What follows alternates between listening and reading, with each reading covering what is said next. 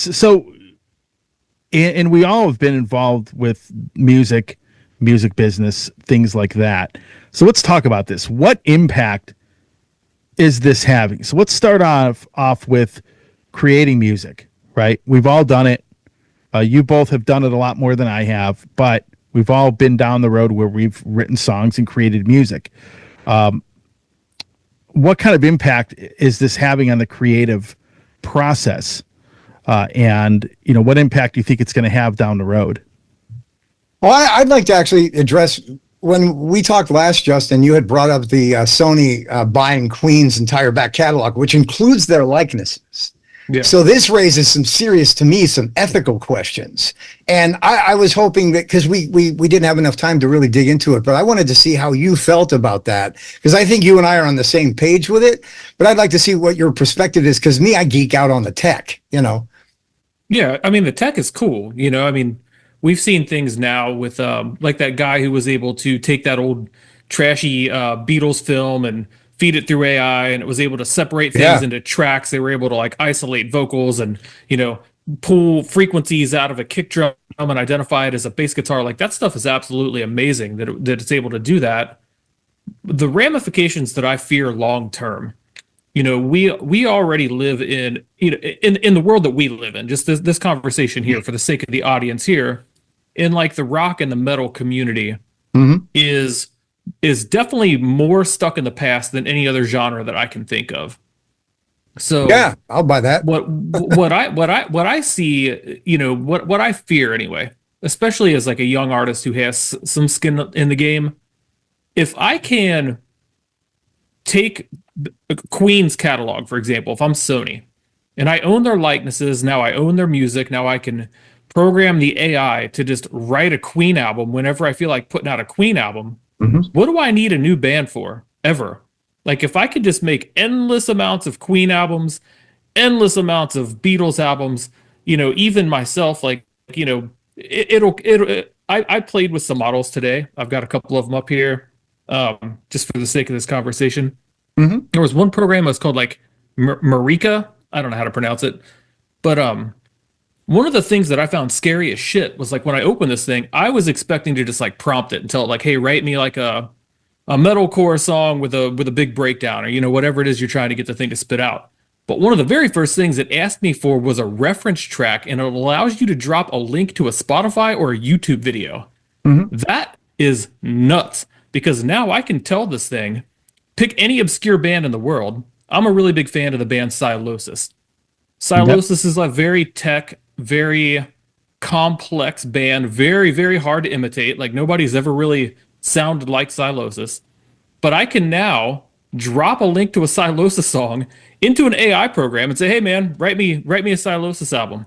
And I can sit there and just generate. And I got 20 new Silosis songs in front of me.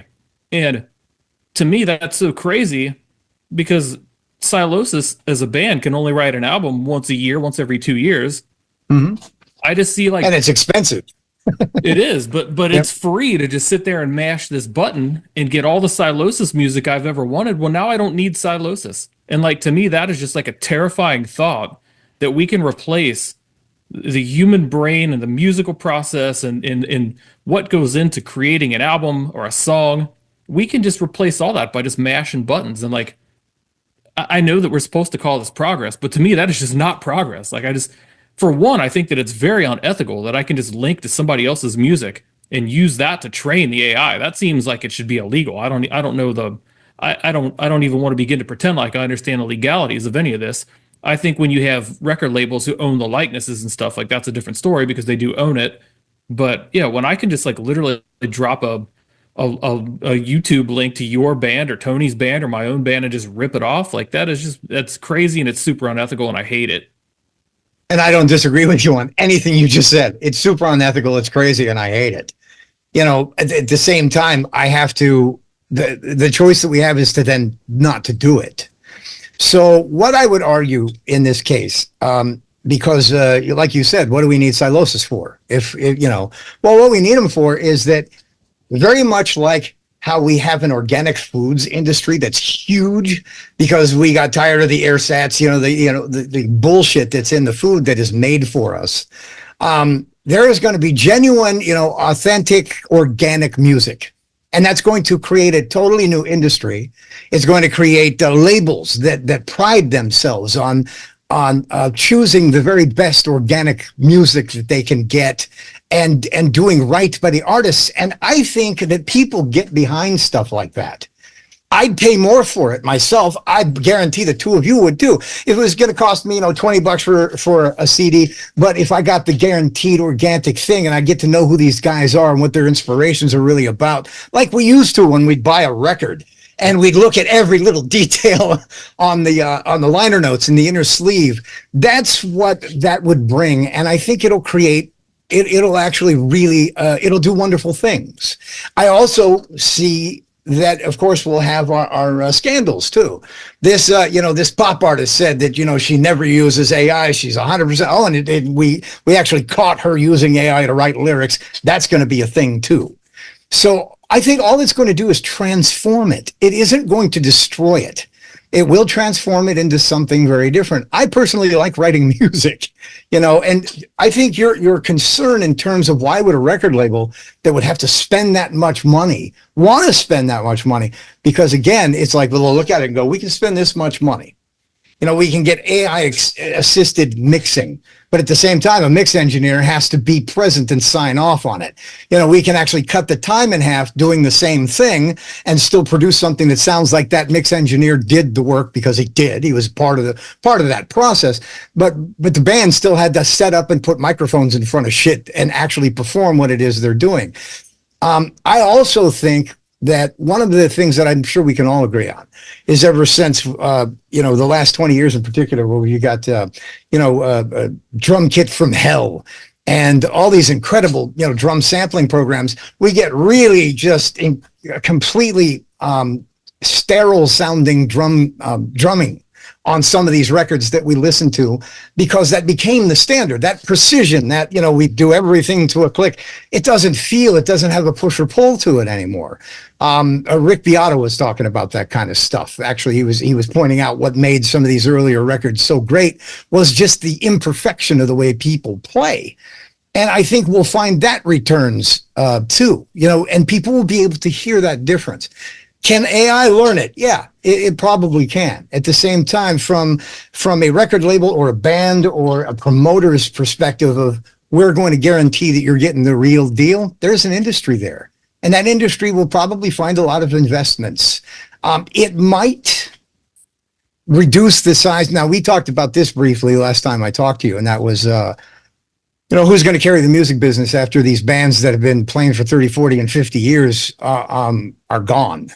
And you brought up some really interesting, in fact, I found myself listening to Sleep Token again yesterday because they make such incredibly unique stuff. At the same time, I'm not sure that they'll replace Metallica. I don't know that they're going to sell out stadiums at any point, but it might bring people back out to see bands in smaller venues. The 5,000, the 3,000, the 8,000 seaters rather than the big rooms. And again, more of an organic connection with the people making the music.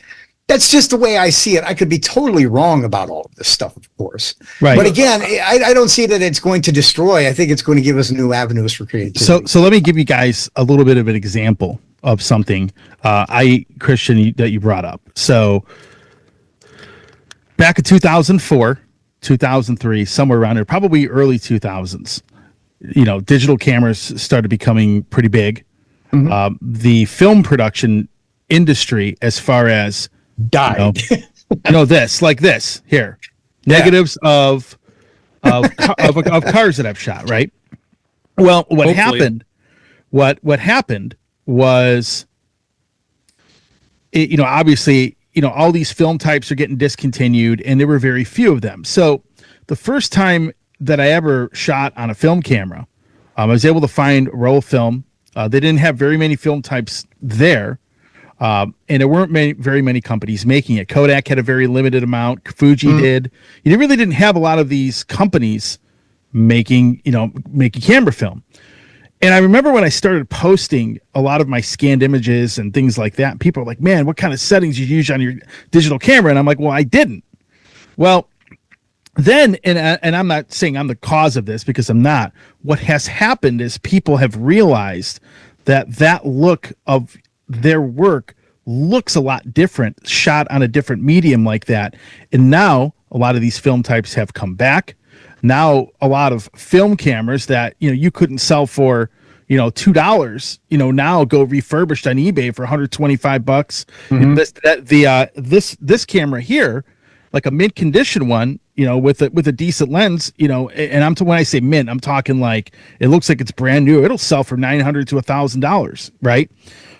And now there's an entire industry in restoring the cameras. There's an entire industry of people supplementing their work with film.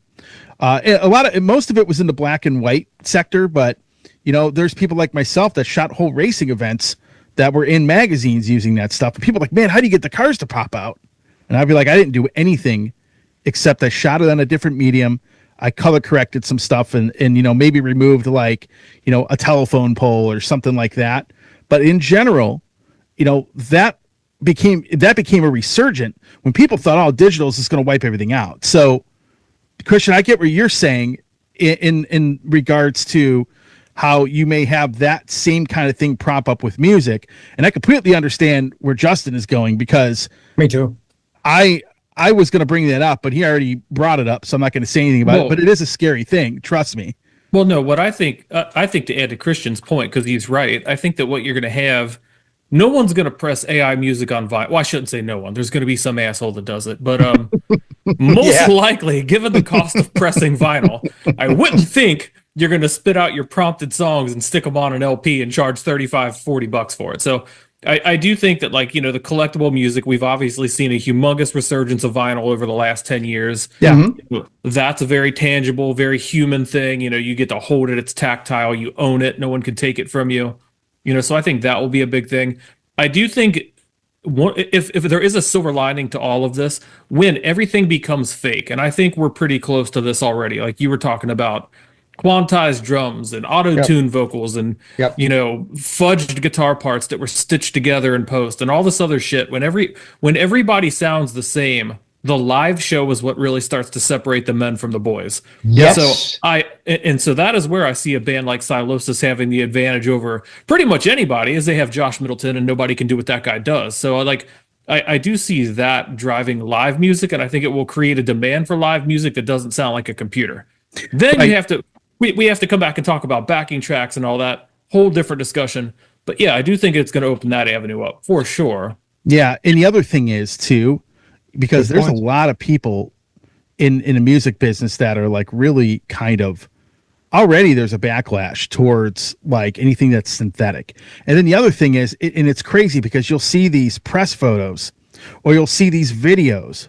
Well, people will use AI and make them, let's say you got a 60-year-old in a band and they'll make a video and make themselves look like they're 18. And then they go and play, on stage and they end up looking like the second coming of the Crypt Keeper. You're like, who is this? You and I know who we're talking about here. Well, it's a lot of people. It's actually quite a few people that try to do that. Yeah. And I get using it for band press photos and making some cool effects and some composite stuff. I'm cool with that. Especially if you're doing some kind of artwork in a studio and stuff, there's a lot of photographers that will do that. It'll help. You get about 90% of what you're looking for correct, but they'll use it to enhance a photo. I'm not gonna lie, I've done it. But what I'm saying is that you have a lot of that fakeness. And I remember when I first posted something about AI, I would say there were probably 200 or 300 comments. This is probably about a year and a half ago. And it was the backlash. I mean, it was probably, I would say 200 comments. I'd say 180 of them were negative, but I get what you guys are saying. Now, the interesting thing is I know a lot of different people in bands. People have used that as a tool in the songwriting process. So for example, let's say I'm in a big metal band. I'm writing a song. Instead of kind of playing the vocal melodies or instead of kind of trying to sing it myself, especially if I'm in a band and I'm not a singer, I can AI, because they're going to know who my singer in my band is. I can AI that person's voice on the lyrics, give them the melodies, and I can hear kind of how that's mostly going to sound before, giving the idea to them, and then they can improvise on it from there, and I've seen that, because I could tell you, I've heard demos from bands where, like, guitar players, bass players, things like that, they try to sing, or drummers, they try to sing the songs, and it sounds pretty bad. And a lot of times when you go and hear those songs on the actual album, the vocals sound like, the vocal melodies are nothing like that. I mean, you might see some similarity, but some of the vocal melodies do change quite a bit. But the AI thing, you give them something to kind of, okay, this options. Is what he's trying to go for. Options, correct. And I have never done it. I actually, the last record that I just recorded on, I experimented with trying to do that. It just wasn't, I didn't work well with it. I was just better off just doing my own thing and going from there. But some people do that. They use that in the songwriting process. Or, if a band has somebody that, and this is where we get into that little ethical thing. Let's say a band has somebody who, they're in the middle of recording the album, and then that person, something happens to them. They get injured, they pass away, something crazy happens. Some people will use AI to finish the work. Yeah. And so that's when you get into some weird territory right there when it comes to this. Yeah, like Paul Walker's been in the last 6 Fast and Furious movies. Well, not to mention the return of Luke Skywalker and a couple of different things, and Princess Leia and a couple of different things, Yeah, and then we could get into hologram tours and all that other goofy shit too. Yeah. Well, so I can tell you this, I would not be opposed to somebody going, I'm stuck. No matter how much musical skill you have. I'm studying with a teacher again now for music theory, because I can never know enough of it. It gives me more options. But if I'm stuck and I can go to an AI and say, here's what I've recorded, there's a gap here, I just don't know what to put there. I've tried everything and it all sounds like crap. Give me 5 different ideas. And if one of the ideas is something that might spark something, and then I go and play it myself, then that might be, it's a good tool for that kind of thing. I used to have my dearest friend and songwriting partner, Mark Pattison, before he died. I would call him and say, dude, give me 5 starter riffs. I want them to sound like, a combination of, Seven Dust and Avenged Sevenfold, the 7 bands. And he'd come 45 minutes later, he'd go, here you go. I'd have them in my Dropbox. I'd have 5 different starter riffs with different flavors of what he did. So, and then to your point, Tony, too, you got somebody who gets kicked out of the band, somebody who dies, I think would probably be the most ethical use of AI recreating somebody's vocals, is that, we were in the middle of it, they died, we really wanted to finish the record, this is not about capitalizing. And of course, you're going to have people say, oh, you're just capitalizing on the dead guy. This bullshit. So maybe they are, but I think the ethical use would be, we want to finish this. This was also his project or her project, and he or she died during the process or became incapacitated, unable to speak or sing, that kind of thing. Let's round it out and finish it with this, provided that it sounds genuine. If I was on a project like that, it was pitched to me, I'd listen to it, and if it sounded like it was manufactured, if it was machine-like, I'd be like, we're not doing this. That does not honor the dead. You know what I mean? So tools, options is what this can provide us. In the next 5 years, music will become indistinguishable. But here's something, actually, Justin, I think you're going to appreciate this in particular, is that when you have a guitar player that there's something so singularly unique about the way they play, your AI isn't going to create one of those out of the blue. Eddie Van Halen is a great example. I think he's the world's greatest example in rock music of something that I've heard guys that can get really damn close, so where it's like, wow, that's remarkable that you can do that. But they're just copying what he did. But his feel, his touch, his ideas, his soul, the way it all worked isn't something that AI can reproduce. So to your point earlier, when you were saying that our music, in particular metal and rock music, is kind of, it's been stuck where it's at for a long time, and it's probably not going to go a hell of a lot further than that. But one of the things that still makes it unique and interesting are players that you can go, wow, that bass player, holy crap, man. Like a Mike LaPond or a Steve DiGiorgio, really unique players that AI is never going to be able to replicate. So that's also something that I think will live on regardless. Yeah. For what it's worth. I do think that's true. I think that you're already starting to see some weird stuff with like MIDI guitars and I think it's gonna I do think it's already getting very sterile, but I think it will get sterile to the point where it's not going to be the best musician anymore. It's going to be the best prompter Programmer. Yeah, exactly. Like whoever can program you've got like all these beat scholars and all these like cool programs where you can like do all these techie little goofy ass polyrhythms and all. It's like, yeah, I almost feel like nowadays, I was talking about this yesterday with some dudes. It's you listen to an album, no one wants to hear a natural album. Like they all say they want to hear a real album until they hear a real album. They want to hear the best performance of that band. They want to hear it quantized. They want to hear it sample replaced and EQ'd and cleaned up and punchy and nice and clean and audible.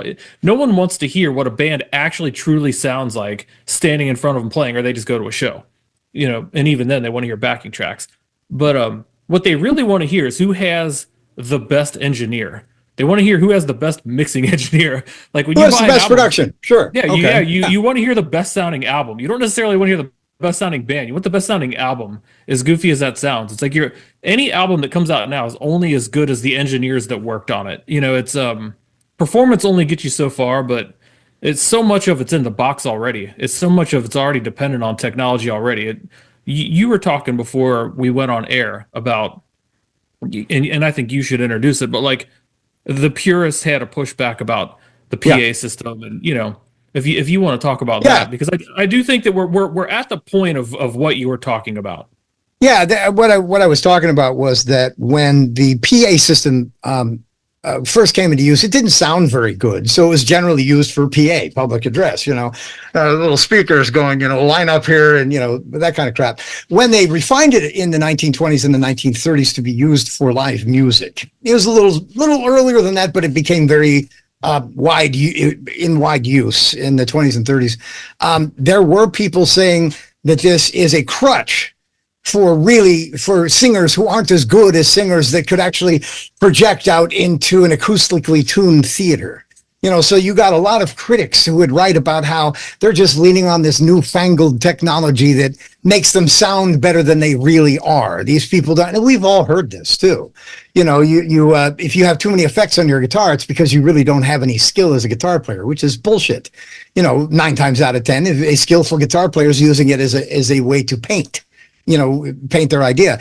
So, and then when, to jump forward just a little bit, when, I think it was the late 1950s, early 1960s, Moog Labs came up with the first Moog synthesizer, and ARP came up with the 2600. And I don't know if you remember these, but I grew up with them because my dad was a rep for ARP in the 70s. 2600 was this massive patch panel with quarter-inch cables that you'd plug in to generate sound, right? Yeah.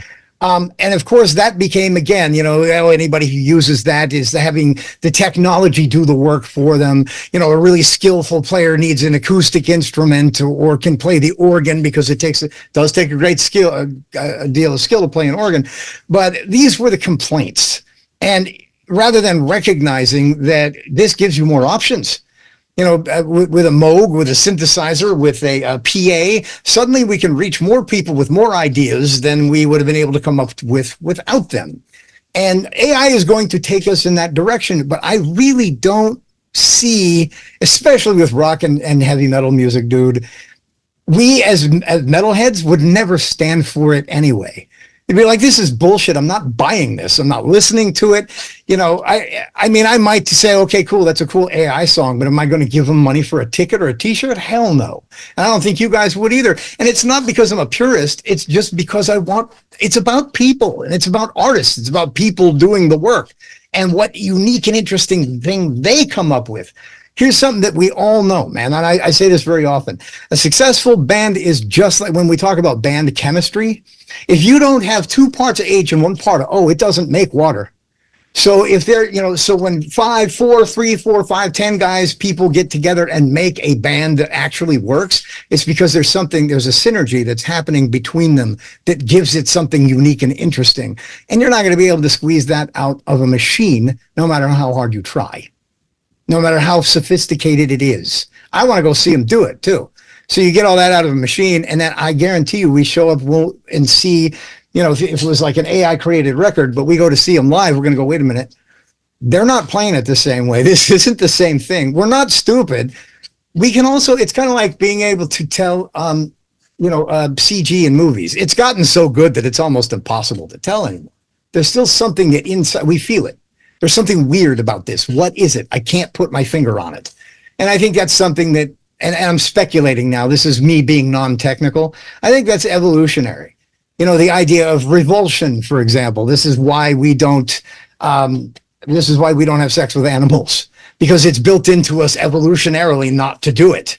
There's a revulsion. We're revolted by the idea. Or eating rotten meat. We don't have to watch someone die from getting sick from eating rotten meat to know that we shouldn't do it. Evolutionary, it's built in. I think when we see things that are artificial, we can feel it. We know it. There's something about it that's weird for us, even if it's safe. So, end rant on that thing, because that's, I tried to stay as technical as I could throughout this thing. But in terms of being speculative, I think that, organic music's going to stay forever. I think that, to your point, Tony, it'll be used AI will be used to give us better options sometimes. It'll fill in gaps where we didn't have something for it.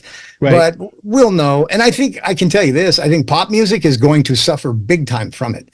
Because when you think about what pop music already is, it is a pure formula that very often that they will farm out to large groups of writers that are able to put these things together, because while pop changes in terms of vibe and mood and sound, the structure of it is always the same, and it always works. It does what it's supposed to do. It either takes you on this kind of a ride, or it lifts you up and lets you down a little easy. Rock music is just about coming from down below the belt.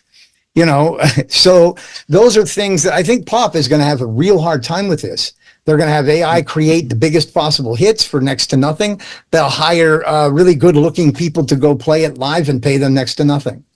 I really think that's where that's going. Yeah. Our end of the music? No, I don't think so. Pop and hip hop are doomed. Like most of it already sounds like AI. So it does. But there's very little variation in like the instrumentation, the tones, most of it kind of uses similar sounds. I know you mentioned Rick Beato. He loves to talk about how it's all in the same key. It's all the same tempo. It's really interchangeable. I think I'm sure you guys have seen the YouTube videos where they'll take like the top 40 songs and they'll super clip all the choruses, and it's just one never ending chorus. Like all these songs sound so similar. Yeah, that stuff is going to suffer big time.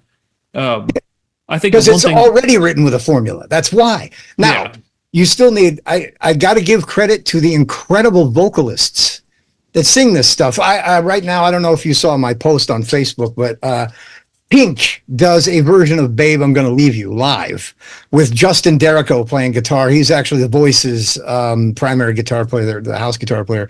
And they sit opposite each other on a couple of stools. She sings this song like mind-blowingly. This is a Zeppelin tune. It's real hard to do that, whether you're a man or a woman. She crushes it. And Derrico plays this mind-blowing guitar solo at the end of it that I've decided, to the point that you were making earlier about using an app, I used Moises because it's a live recording. So if I wanted the stem files, I'd put it into Moises. It separated all the stem files so that I can isolate the guitar track and learn his part. So I'm learning his guitar part right now because it's solo, because it's badass. But the point being is that Pink is an incredible vocalist. She's got a very distinctive sound and skill set.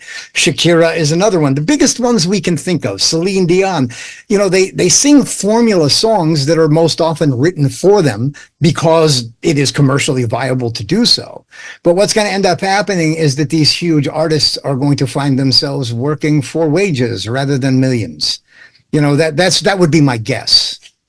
Yeah, I think what's going to happen when you think of pop music as a whole, a lot of it is very vapid, but it's also it's playing to the lowest common denominator.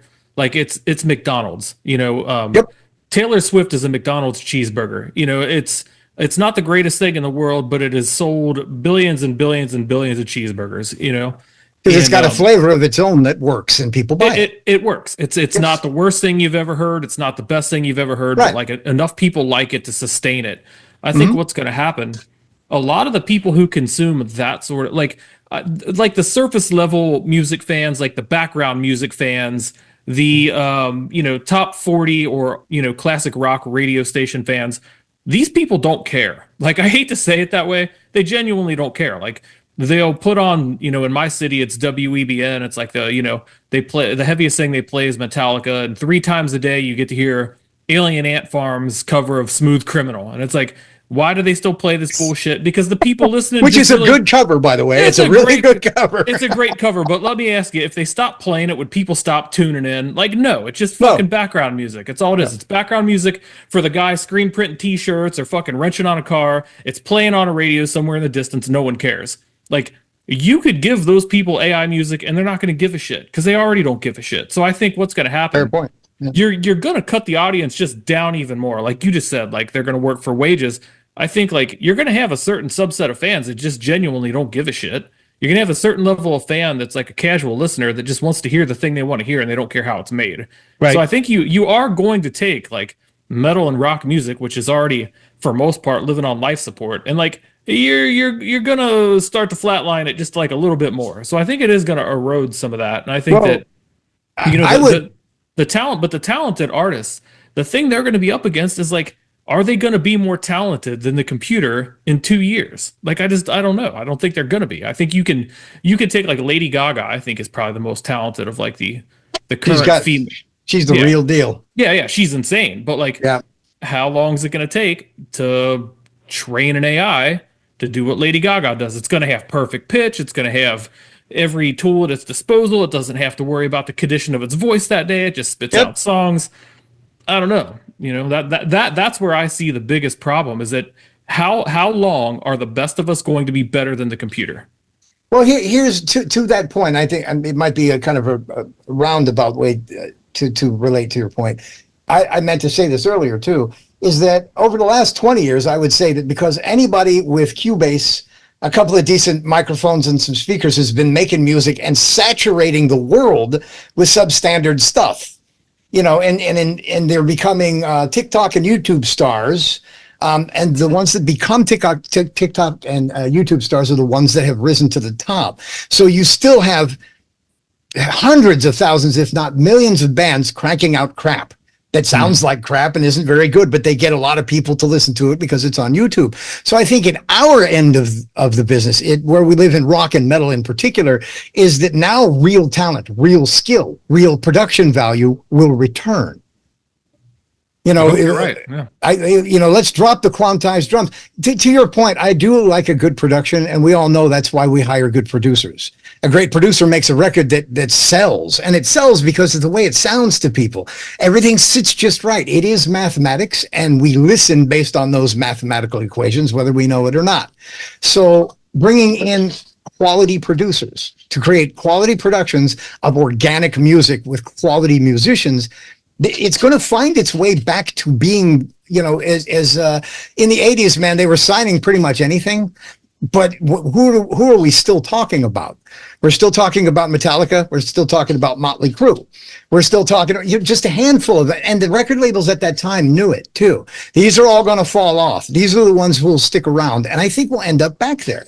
The ones that fall off are the ones that end up on TikTok and YouTube, and the ones that end up on that previously discussed organic metal record label, as it were, are going to be the ones that have the goods. I really think we'll see a resurgence in quality, is what I'm saying. Yeah, I do think the other point, it is kind of funny because like what you're saying is 100% true, but also kind of works in reverse. Like the people currently who have success in the music industry are not necessarily the best musicians, but they are the ones who are the most popular on TikTok, on YouTube, things of that nature. So I think like from a marketing standpoint, the weird thing is now we could start talking about, deep fakes and, how you could be fooled. The rabbit hole is endless here, but like for the time being in the day and age that we're talking about this, I think that like what's going to sell things is going to be the personality. I think like you're going to have to create that connection with your audience. I think that they're going to gravitate towards people who have charisma or have interesting things to say, or whatever it is that currently moves the needle for a lot of these artists who are in front of the camera every day. Like that is still going to be the deciding factor. Fair And point. that is the one thing that like the computer can't do yet. I'm Well, saying yet. I still think though that we're still talking about the 80s, because they would hire, they would hire experts to create their look, to create their attitude. Hey, if you're on camera, talk like you're drunk all the time. You know what I mean? Talk about your millions, talk about how many, and some of that stuff wasn't even true. They were creating the image that went along with the talent that it took to make music that was singularly unique. Whether you like Vince Neil or not, I'm not much of a fan. He does have a very unique voice. And this was, I keep telling young bands this too. Oh, we want a singer who sounds just like this guy. No, you don't. He won't stand out. You need a singer that sounds just like him, just like something that people haven't heard. I don't know if about you, but I played prog metal through the 80s and the 90s, and it was all about getting a singer who sounds like Jeff Tate. Jeff Tate already sounds like Jeff Tate. So my point being is that those bands that worked so hard to get to that spot had a unique product and then a unique marketing team to get them in front of the cameras so that the whole thing would work. So based on what you're saying, I'm like, yeah, you know what? You're right. We're in the 21st century. Everybody is a TikToker or a YouTube star these days, because that's how it works now. So it's going to have to be a synergy of both things. The real deal, the organic, killer musicians that also know how to present themselves. And these days, you don't want to present yourself by puking all over yourself on the bathroom floor or stuffing heroin into your arm. So it actually might create a better community for everybody as well. I don't know about you, but I grew up in the 70s and 80s, man. I thought that I needed to be high and drunk all the time in order to be a rock star, because that's what we were given. That was the example. It's kind of like that quote. If you've ever watched a lot of the old VH1 behind the music programs, if you remember I think it was the Megadeth documentary where Dave Mustaine was talking about how all these guys that were great musicians were doing heroin, and Nikki that was Sixx part of the reason. Talking about that. Yep. Yeah. And Dave Mustaine was talking about that. Well, he's like, I want to be great. And a lot of these guys did heroin, and that's what they did. So I get what you're saying with that. Again, it's an interesting thing. And I think I think people that listen to heavy metal music, I think you guys are right. I think that people that listen to this music are not going to be as open, probably not open at all, most people, to having AI created music in this genre. And metal's never really been this huge like mainstream thing to begin with. I mean, it doesn't, it's got a decline. We want heroes. We want heroes. And the thing is, if you think about it, if you were to take Metallica, which is arguably probably easily the biggest selling metal band, and you put them on the list of highest selling artists. I don't remember where they're at, but they're like 40 or 45. I don't remember what rank it was, but they were like 40 or 50 artists that were ahead of them. And now you have a somewhat declining, a declining fan base right now. So the people that are going to be left aren't going to they're not going to go for the AI nonsense is where I'm going with that. So, well, we saw the giant pushback over the whole, what band is that? Pestilence, the AI album art. Yeah. Like people were like burning those dudes at the stake. Yep. Over that album cover. So like, yeah, I think you've already seen and I think, Unleash the Archers did something interesting, and they did it the right way. Like they hired, I think they were making like an animated video. Now I like the band, but I listen to them. I don't like follow everything they do, but they like had somebody program an AI to like make an animated music video or something of that nature. But it was like using illustrations that they had made. It was like, a whole thing, but they were just using AI to like put it together. Even that got them like torn down. So I think we have seen, and again, like not to say I'm right and you're wrong, but that like earlier when we were talking about how like I don't use AI to make artwork, and like I don't use it to make album like if I was to do that, my fucking career is over. Like straight up. Like no one's hiring me to like prompt them anything. Like it has to be organic, and like I have to be able to show sketches and show my process and show my work. Like they really want it to come from my brain and not from like whatever program I'm using today. So I think that is like the saving grace in the metal world, is that there is still some integrity left, and like people do still like value like human beings and like human creativity.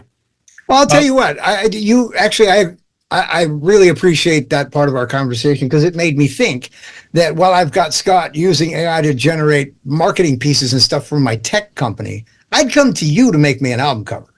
You know what I mean? I wouldn't go to him for that. And that's why, because it's interesting. I kind of came all the way around on that when you were talking about, like, no, he's absolutely right. I want your creativity, your connection to metal music in particular, to make me an album cover. Scott makes logos for companies. That's what he does. So anyway, I mean, that's what I do, like 9 to 5, for a lot of stuff. Like if you're ever in Cincinnati, my logos are on the 3 newest buildings in the city right now. Awesome. This is congrats, dude. That's cool. This is nothing I ever talk about in the music world, because like I feel like it's bragging, and I feel like it's boring and no one cares about it. But like, dude, I have like multiple Addy Awards under my belt. Like I've been published in the Wall Street Journal. Like I know what I'm doing with a logo too. But like, yeah, I don't know. The clientele that I deal with, I'm telling you, like if I was to even get tempted, if I was to use AI for the smallest thing, and I was to get caught, like I'm taking like 15, 20 years of a good reputation and just like burning it down in 5 seconds. So like it is like, seriously, it's the forbidden fruit in my world. Like it's a hard line in the sand. And like, until someone sticks a gun to my head and until my brain stops working, like I just literally just can't do it for that reason alone. So yeah, and the thing is, and I agree with you, because if I were to start doing that, my reputation is me doing what I do, shooting on film cameras, making my work look like that. And if people found out it was AI, I would never have anybody wanting anything to do with me. And I think it's important you do explain what you've done accomplishment wise, because that way people know that, hey, you know what? This dude is actually doing this business. You're not saying, hey, I'm a graphic artist and you are terrible at what you do and you don't do it for a living, or you might do it for an hour a week. I mean, it's what you do for a living, right? I mean, I've had photos published in magazines. I've thrown them on Facebook. It's not something I talk about on my show, but it is. And people who know me as this classic car photographer recording on a camera that right now is 41 years old. At least this one is. So I think that it's okay to explain that stuff, because for the sake of this conversation, that's where we need to go with that. Hey everybody, Tony here from the Metal Command podcast. Again, I appreciate your support. Since 1998, I have hosted this show in one form or another, starting off in radio and now in the podcast format. Again, thanks for watching, and if you like what you see and hear on the show, by all means, please hit the subscribe button, hit the little bell to be notified when we have a new video, and if you see this program on any other form of social media, please give me a follow there. Again, I always appreciate your support.